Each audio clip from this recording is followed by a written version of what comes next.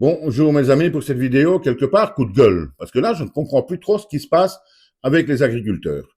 Depuis quelques semaines, cette histoire du Mercosur, etc., ces gens sont sur les routes, ils passent la nuit sur les routes, ils demandent qu'on les soutienne et on les soutient de tout cœur. Ça, c'est une évidence absolue. Toute personne sensée ou logique sait que si cet accord sur le Mercosur est signé, et malheureusement je pense bien qu'il va l'être signé donc dans le courant du mois de janvier, c'est une très très mauvaise nouvelle pour les éleveurs français. Nous sommes bien d'accord. Et pourtant, depuis quelques jours maintenant, de plus en plus d'agriculteurs font appel eux-mêmes à la vaccination, sont d'accord maintenant avec ce qu'ils réfutaient, repoussaient il y a quelques semaines. Là, je me pose une question. Qu'est-ce qui se passe chez ces gens-là? Parce qu'il ne faut pas se leurrer, il y a un risque.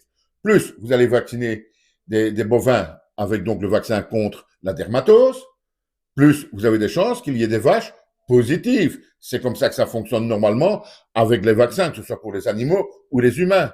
Et on sait très bien qu'à la moindre bête positive dans un cheptel, un troupeau, c'est l'abattage complet. Et là, je me pose la question, à quoi jouent donc ces agriculteurs qui prennent le risque d'avoir, à un moment donné, une vache, un bovin, un taureau positif dans leur troupeau? En sachant très bien que si ça arrive, ben c'est la fin. Tout le monde est abattu, toutes les bêtes sont abattues. Pas tout le monde. Heureusement, on n'en est pas encore là. Hein, mes amis? Et donc, je me pose la question.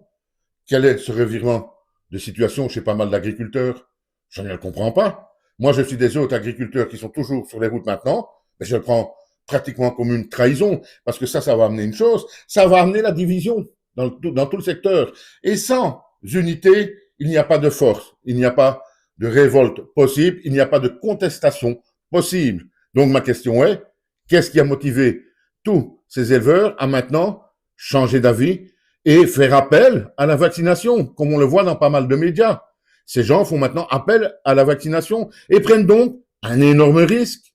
Une bête positive à la dermatose, c'est tout le troupeau qu'on euthanasie. Là, je pense quand même qu'il y a un manque de réflexion chez certains agriculteurs, certains éleveurs pour être précis.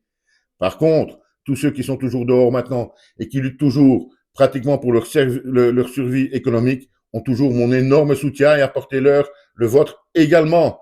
Mais il y a quand même pas mal de questions à se poser sur les autres qui maintenant font donc appel à la vaccination. Ce qu'ils combattaient il y a quelques jours à peine. Ça, je ne comprends pas. Y a-t-il eu des pressions qu'on ne nous dit pas?